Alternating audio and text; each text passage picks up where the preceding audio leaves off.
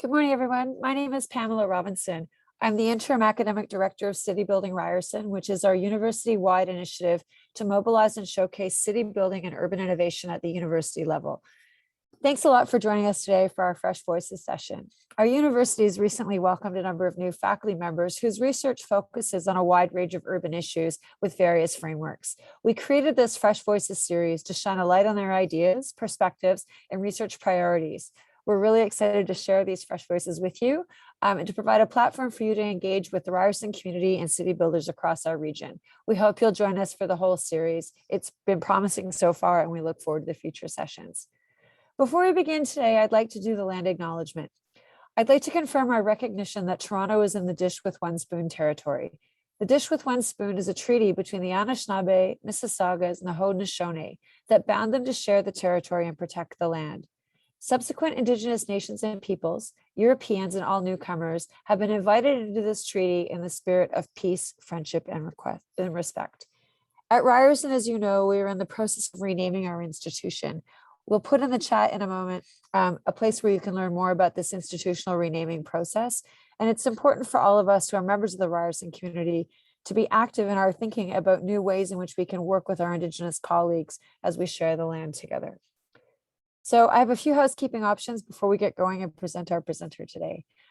What we'll start with is an informal presentation followed by questions and answers. And you'll get a chance to ask your questions to Professor Perez-Amado. The whole session will last formally 30 minutes with 15 minutes for informal questions at the end. Your microphones and cameras are going to be turned off, but there is a Q&A function in the bottom of the screen. And we would really encourage you to put your questions in as they arise. You don't have to wait until Victor stops presenting. We'll happily take your questions on a rolling basis. If you're on Twitter and you've got something you'd like to share, please tag us at @citybuildingru and contribute using the hashtag #FreshVoices. Okay, now for the main attraction. Our guest today is Victor Perez-Amado, who is my colleague in the School of Urban and Regional Planning and an assistant professor. Victor's trained both as an architect and as an urban designer, and he's got a Master of Architecture and a post-professional master's degree in architecture in urban design from Harvard's University Graduate School of Design, or the GSD, as you may hear Victor refer to it in his session. Among his research and practice interests include aging in place, the transformation of long-term care facilities, and multi-generational housing, including for LGBTQ2+ seniors. You may have seen Victor's work around the city. I'm really looking forward in a minute when he shows you some slides. Victor has shaped multiple public spaces and interactive installations, including a pop-up mini park at the base of the CN Tower, and also part of the King Street pilot project. So you'll see pictures soon. Today, Victor is going to tell us about what he's working on and what he thinks about activating open spaces, including creative, inclusive, and inspirational spaces that add to our quality of life and well-being in our cities. So what Victor and I decided to do is that he's going to start by showing you a few slides of his work so that you can appreciate the depth of his creativity. But also, I'm looking forward to seeing how many of you recognize it because you've seen his work when you're out and about. And then I've got some questions for Victor, and then we'll also follow up with the questions that you're asking. Okay, Victor, over to you. Thanks for joining us today. Thank you very much, Pamela. Thank you for the very nice introduction. Let me just share here. One moment, please. Let's see.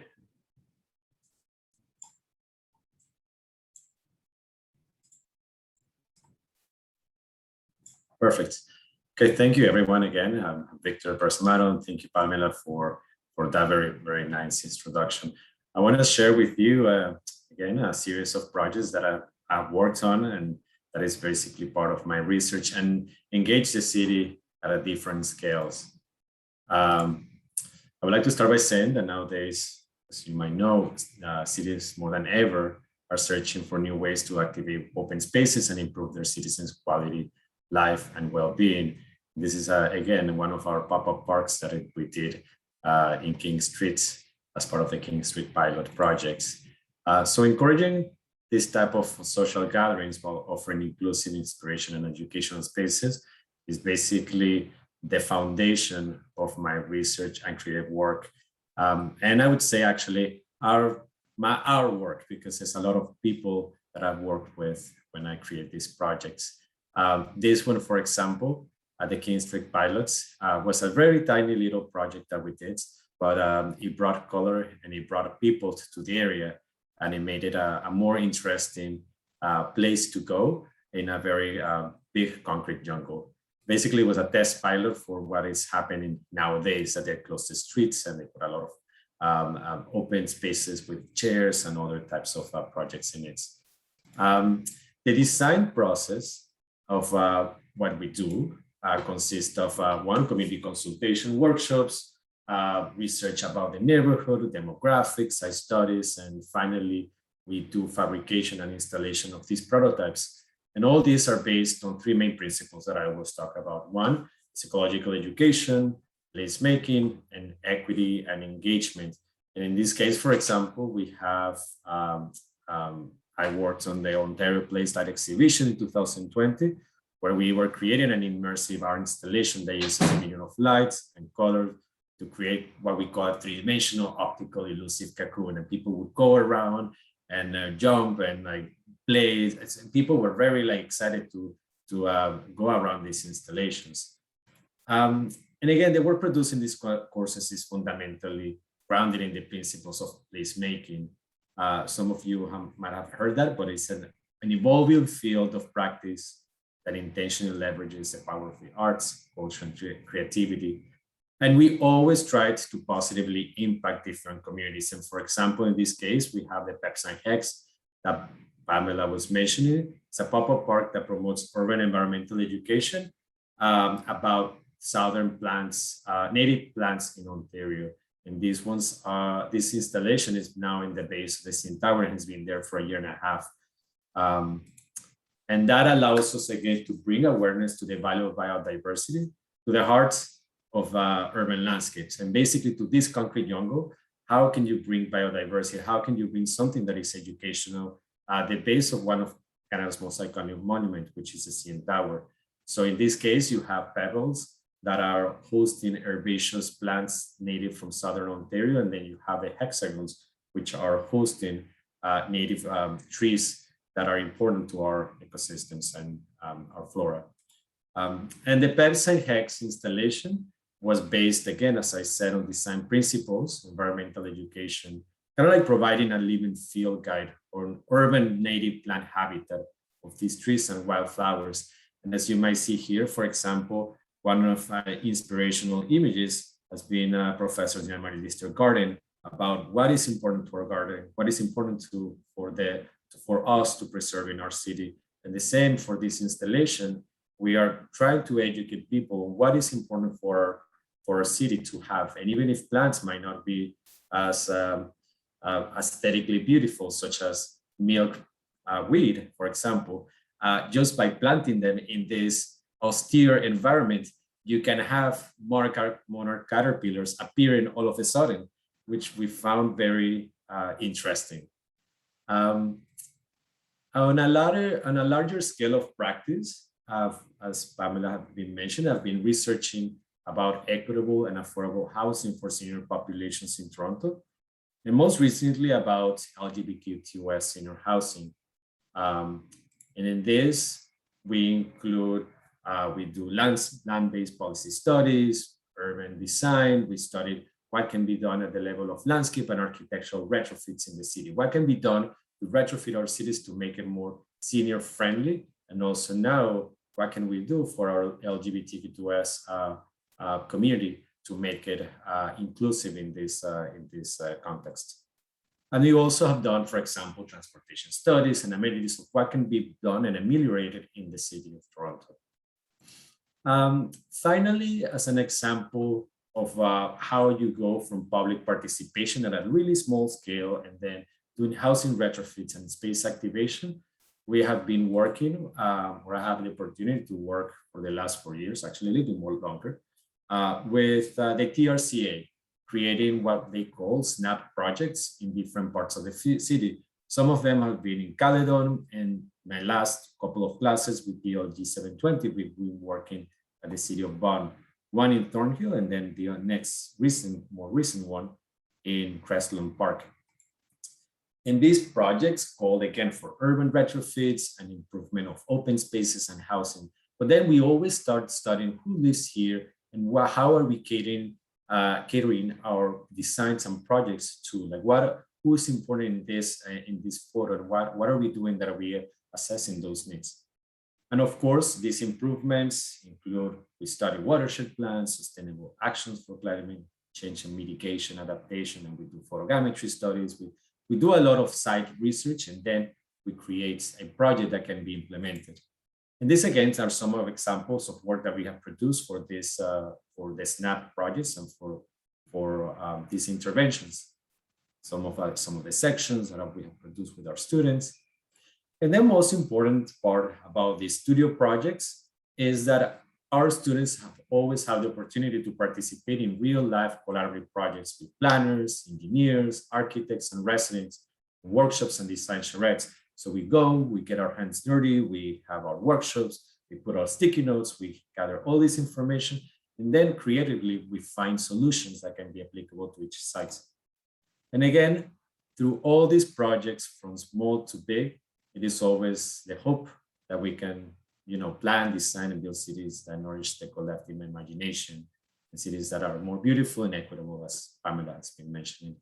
And again, finally, just to mention, this was one of our projects, a timeline of housing that has been happening even from the 1900s until 2000, until now, basically, in Toronto, like how housing has been evolved, even from floor plans, sections, and isometric drawings, and how is it going to evolve to make something that is better for our cities. So yeah, that's all I have for today, for my little presentation. Thanks, Victor. So let's get into it. And I just want to, again, encourage, we have a couple of questions, which we'll get to in a minute, but I'm going to encourage everyone as they have questions to post them in the Q&A. Victor, let's start with your work around temporary urban installations.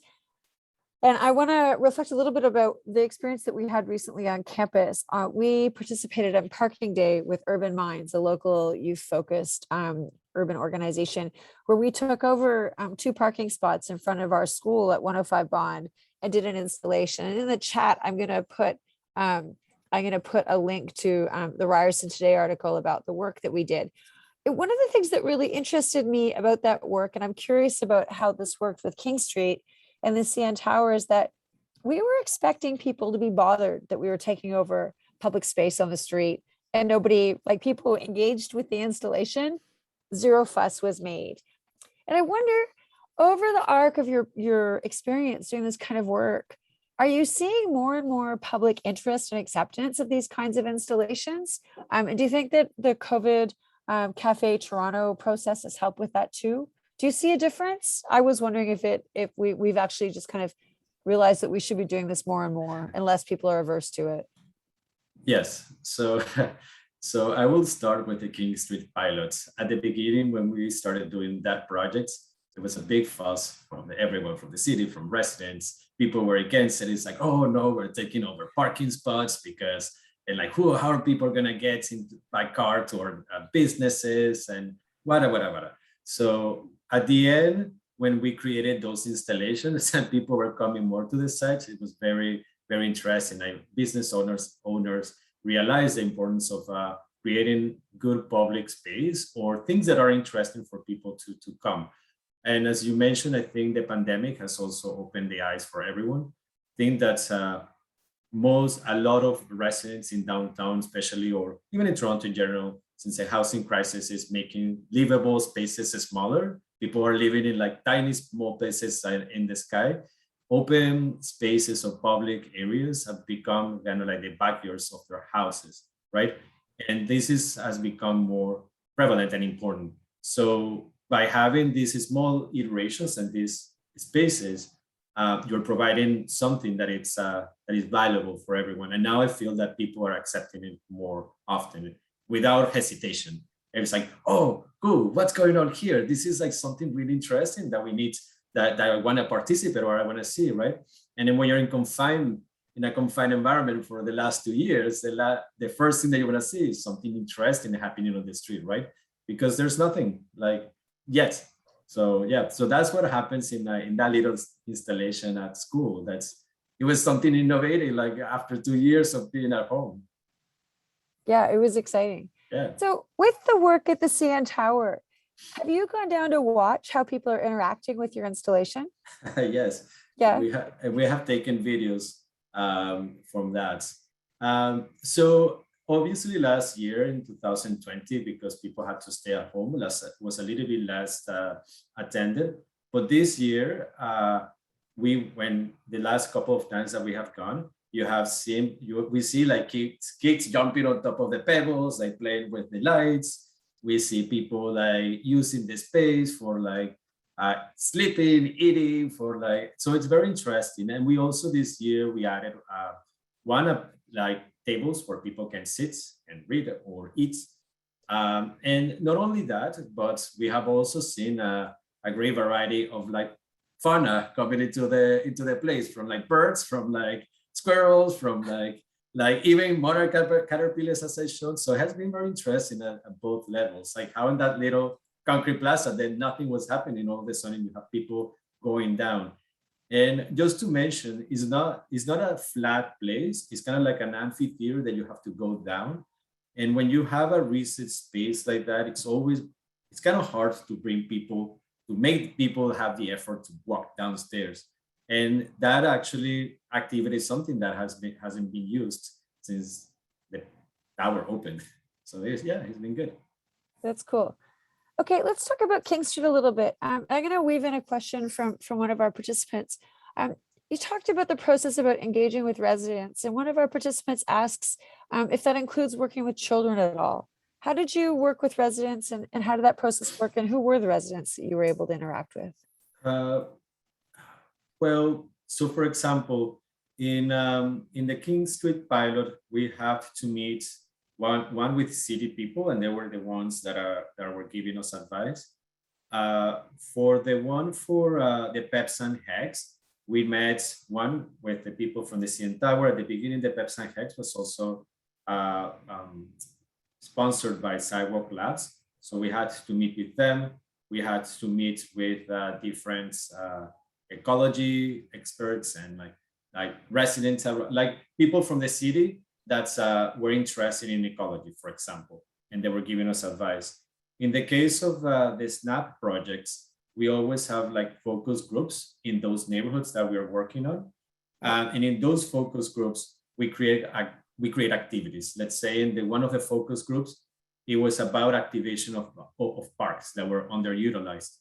And we would have like these tables with like tracing paper and drawing, and also like a big timeline with random names that will not be named after the parks, just for people to open up the people's imaginations and get ideas from them. With children, we did not have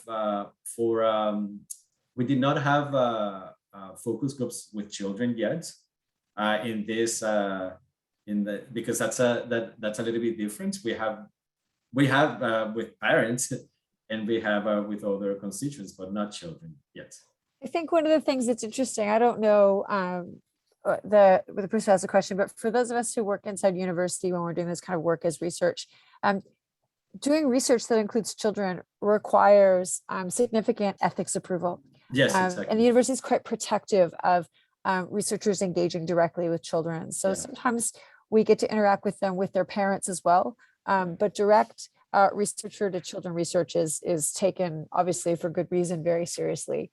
So we don't necessarily, people who work for the city of Toronto, for example, can engage children in different ways than we're allowed to. So, and on this point of inclusivity, one of the first comments that came up in the Q&A was a person made a note about the use of the word citizen, and how in Toronto, we really need to remember that many people in Toronto are community members, but they aren't actually legally citizens, but residents. And so that's a point well taken and duly noted. Okay, so before we move on and talk about the SNAP work and the work with the 519, there are a couple of questions that relate to streetscapes. So I just want to put these on your radar. Antonella Nicasso notes that in partnership with the city and the business improvement areas, they installed over 70 plazas and orphan spaces and boulevards and corner flankages. And in some cases, they took out parking spots and created bump outs to enlarge the public realm. Victor, do you have thoughts about about other things that, the city could be thinking about really actively based on your experience, especially with King Street, but also with CN Tower, as we go through regular state of good repair maintenance around roads in the public realm? Are there other kinds of things that we could be thinking about doing too? Yeah, I think that's I mean, from other places that we can learn from Montreal, for example, where there's different they close streets, or they use car dedicated spaces for the public at different times of the year.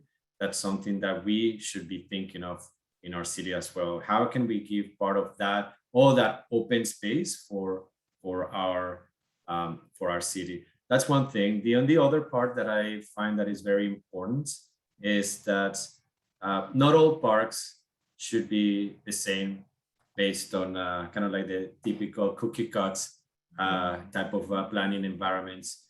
Each neighborhood has their own requirements, have their own necessities, and we should be paying more time or more attention to those. How do we create a spatial activation in those areas that respond to those neighborhoods? So, for example, we pay a lot of attention to our waterfronts, at our parks that are in the waterfront or the frontage of our city. But the back of the parks, they're always type of like the typical flashy grad areas with a couple of swings. So that's something that I think that the city should also, or we should, as designers and planners, should encourage to make them better. Yeah. Victor, we've got questions rolling in. So I'm going to go with what we're getting from our participants today, rather than questions that I was going to ask you, because these are interesting. One just got voted up. From a policy and a municipal perspective, what kind of policy and implementation tools would you suggest for smaller municipalities to look at that lead to successful public space interventions? Oh, Lord.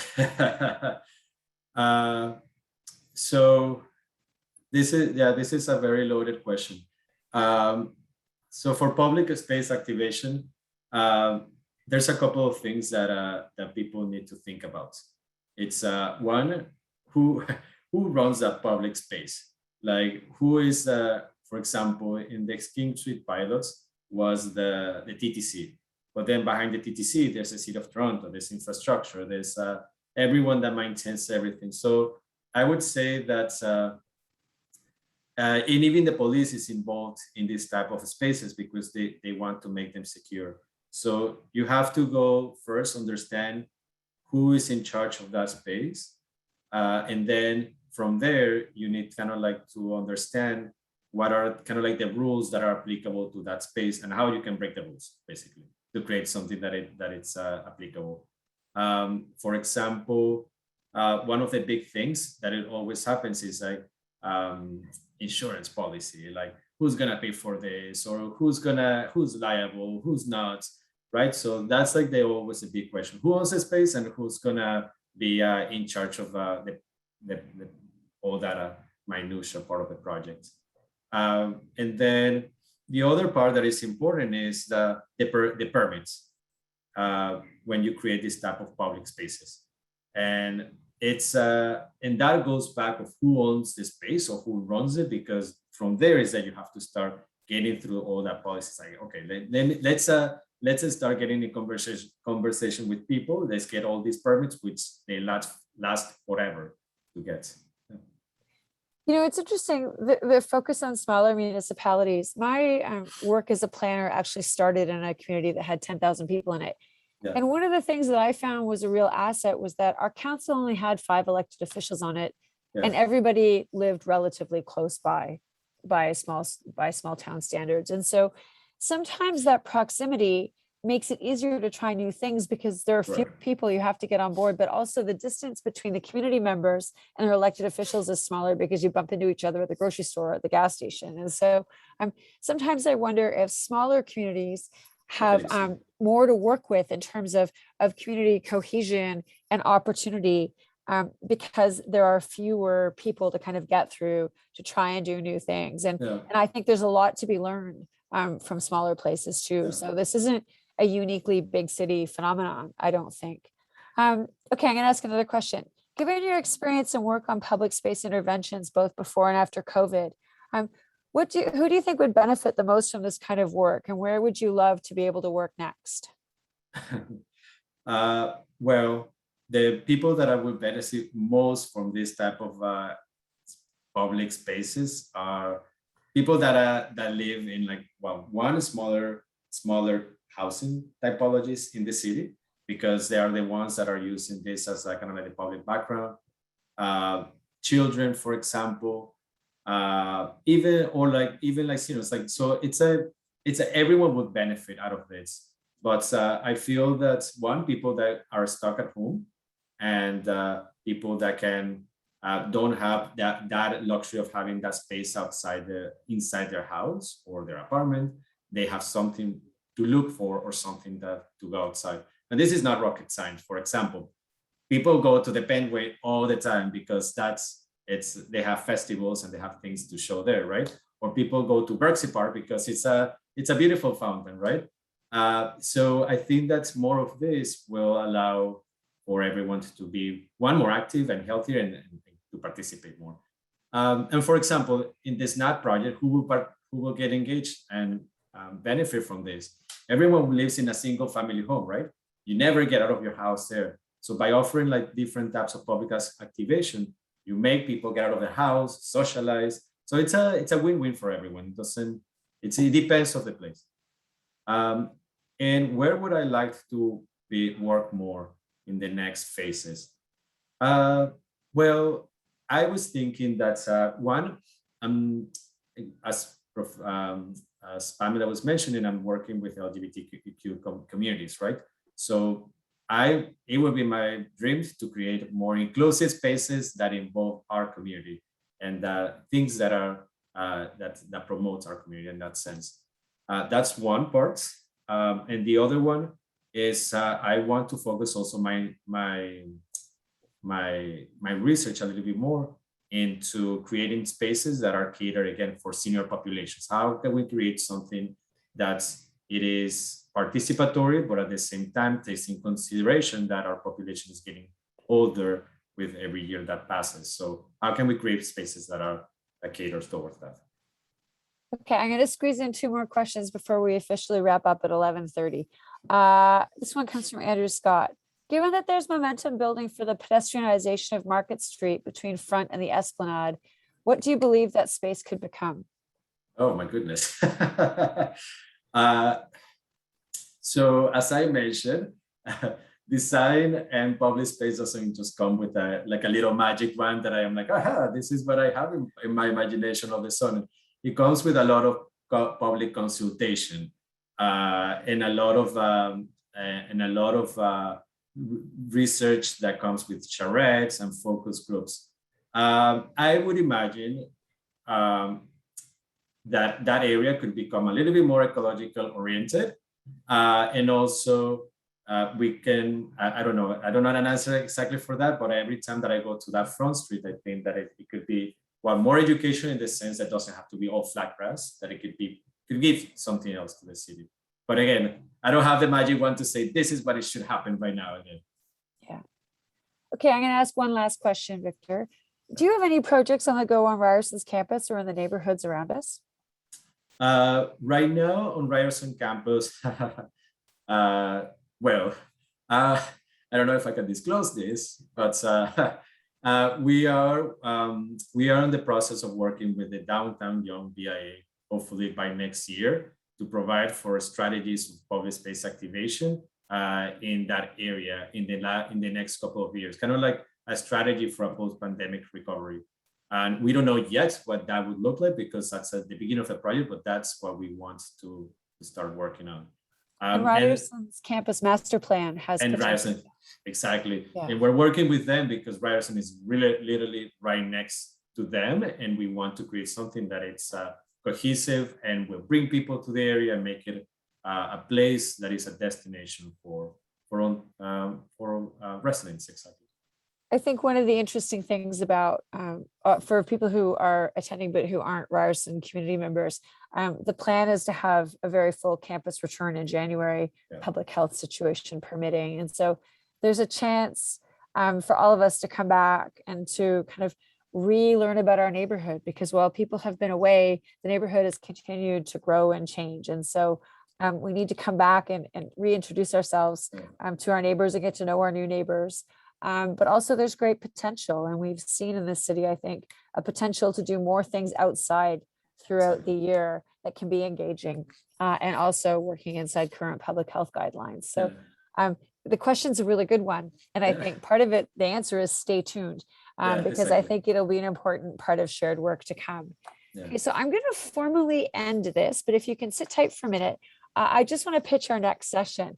On November 17th, we've got Rania Hamza coming from the Department of Civil Engineering, and she's going to be talking about her innovative approaches of dealing with wastewater in urban areas, which is a growing concern for our cities. This webinar, along with all of the other ones that we've done in Fresh Voices, can be found on the City Building Ryerson website as recordings, and so we hope you'll join us for the one that follows. What we're going to do next is we're going to move into a less formal question and answer period. Where if people want to stick around and ask their questions with their microphones on, you're more than welcome to just ask Victor directly, and we'll be available for about 15 more minutes. So thank you to everyone who came. Thanks for your abundance of really good questions.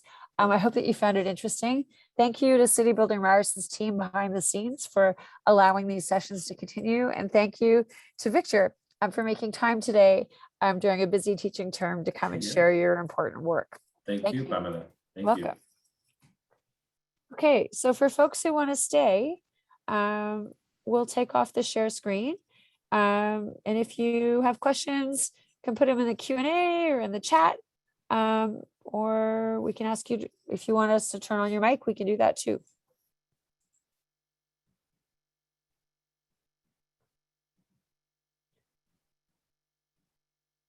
We'll see what people say. Victor, we got through all of the questions that were in the Q&A. So we'll see.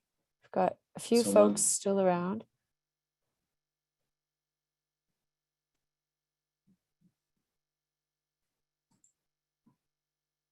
I can talk about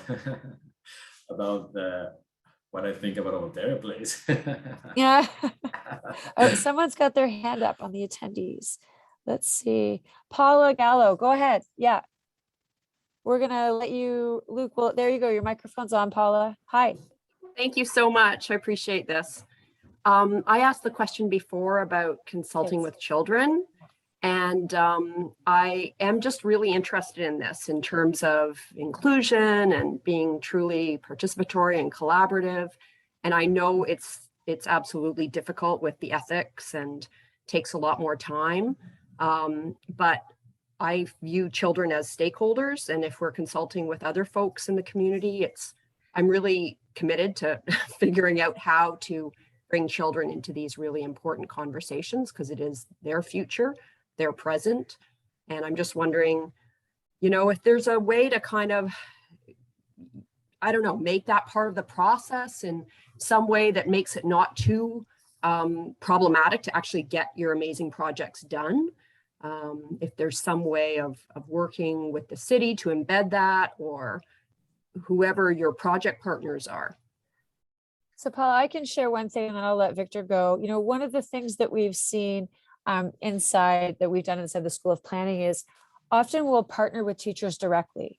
So we'll do kind of urban design related activities in the classroom as a workshop so that the teacher and the kids can be engaged together. And that's a workable space because it's knowledge sharing and information, but the teacher's there mediating in a good way. So that's one of the ways we work more with children than just through research.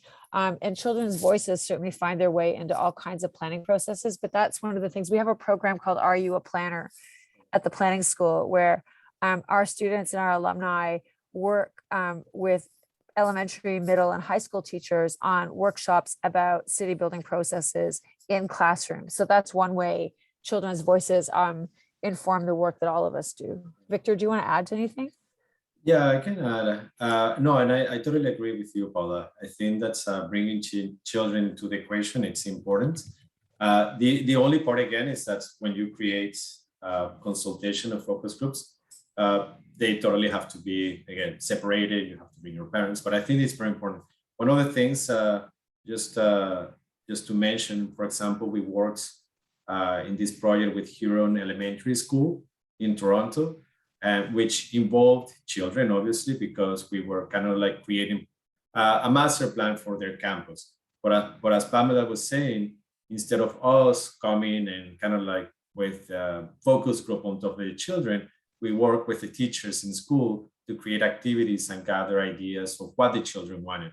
And we had this gigantic wall with like drawings, and kids is like, I want to this ginormous park, and I want this, and I want to create that. So it's you have to kind of like couple it with the community in a way that's it's not just a research on top of the children.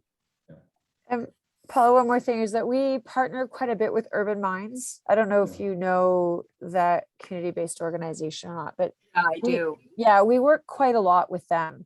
Again, as a way to kind of, we don't want to reproduce what's happening, like good work that's happening in community, right? But we're interested when we can be collaboratory or useful to kind of roll up sleeves and pitch in. And there's another organization called Mouse City. Alex Furno is one of our graduate students. And Alex, I know them and I know him. So we did some stuff again pre-pandemic. I don't know, Paula, does your work include working with children in the shaping of community spaces?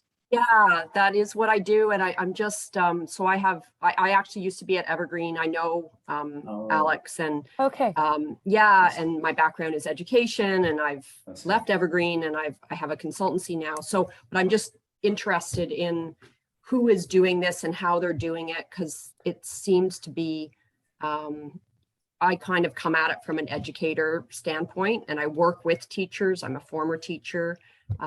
So yeah, I'm just always interested in different models and kind of how people are doing this and where they're going. I spent a number of years at UNICEF, so I kind of think I come at it from a bit of a different perspective, and it's more about engaging the children, but also helping the teachers understand the process so that they can advocate for and support the children.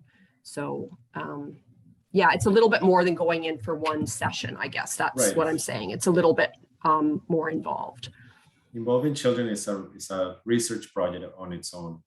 That it's especially like, it's not only about the public space activation, but it's again gathering information and engaging the kids. It's a topic on its own. But it's a bit, absolutely. I'm not doing it as research. I'm doing it simply as to provide space for their views, and that they can be part of the visions and concepts for their cities. It's one of those times, Paula. I'm going to go to Andrew Scott in a second. So Andrew, sit tight about Ontario Place. But Paula, it's one of those times where, when we collaborate with community university partnerships, we're often trying to be helpful. But in the case of working with children, sometimes including a university partnership can slow down the process. So it's a curious, it's a bit different because we have different responsibilities placed upon us through the Research Ethics Board. Victor, Andrew Scott, sorry, just before I go, Paula, you should feel free to connect with Victor too. Hey, Victor will put his email in the chat, but you can connect with Victor directly. Andrew wants to hear your take on Ontario Place, Victor. Yes, so Ontario Place is it's an interesting story. Last year, for example, we partnered with at the beginning of my when I started at Ryerson, we partnered with the World Monument Fund, which is in New York City, and we partnered with the Daniels faculty and the Architectural Conservancy of Ontario to create kind of like ideas and a master plan and what could have been done in Ontario Place. Because again, it's grounded, but it's run by a corporation of Ontario Place. And again, students from different backgrounds, it was an open competition for students to do ideas, right? But then, and we submitted that to the province, and then the province did a totally different opposites take on Ontario Place. I think that's, in my opinion, with Ontario Place, is that's probably these type of amenities that are the waterfronts and parks, especially those parks that are so well utilized. If you go to the Ontario Place frontage is used all the time, even in the winter times, right? And now by putting a private corporation and putting like private, let's put it private buildings, right? With saunas and pools, you're taking a big asset and an amenity that could have been given differently to the city. Right now, people, it's not equitable because now you have to pay a good amount of money to go into these amenities. And then two, you're taking the frontage for a capitalist purpose, which in my opinion should not be like that. And then two, the other part that I am very hesitant is that no one was consulted to put swimming pools and a sauna in front of Ontario Place with like funny shapes architecturally that I'm not going to comment. But instead no one was given the opportunity to say, hey, this is what the city could have been. This is what we could do to make a better park or a better place, right? And we can use the space also to bring money because the place needs to be funded somehow, right? But ideas should have been brought by citizens and not just by some random people in the upper parts. And again, this is something that goes back to how politics are being developed nowadays. Not only Ontario Place, but on other parts of the city. So all of a sudden, we have heritage buildings taken down to create a building on top of it.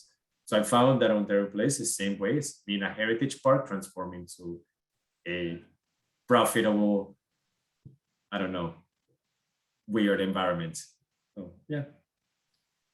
Thanks, Victor. We're coming Sorry, up on I time. get passionate about that. Yeah. Well, topic. you offered and Andrew was interested. So that's the whole, that's the joy of the informal session. Victor, if you look in the Q&A, Andrew introduces himself, that he's an integrated digital media student who's doing some experimental design with a VR web-based app of what Market Street could look like. So Andrew, it's cool to make that connection. And now that you've met Victor, you can see part of the purpose of these sessions is to help connect people Awesome. on campus. So Andrew, just as a shameless plug too, our master's in urban development does not require an undergraduate degree in planning. It's a first professional degree. So if you want to take your skill set further into the realm of planning, you might look at our master's program. Okay, Yeah. I'm done shamelessly pitching the school from which we're both from. I'm go ahead. gonna put my email on the chat in case people want Great. to contact me. All right. So I think we'll wrap this up. So thanks to everyone who stuck around. Thanks, Victor, again, Yes. for being forthcoming and open in this less formal session. And I hope that the folks who are here found this interesting. We're really delighted you joined us. And we hope we'll see you in a couple of weeks for our next one on wastewater and urban settings. Thanks, Yeah. everybody, for coming. Take care. Thank you so Bye. much, Pamela. Bye-bye, everyone. Victor, hang on. Okay. Okay.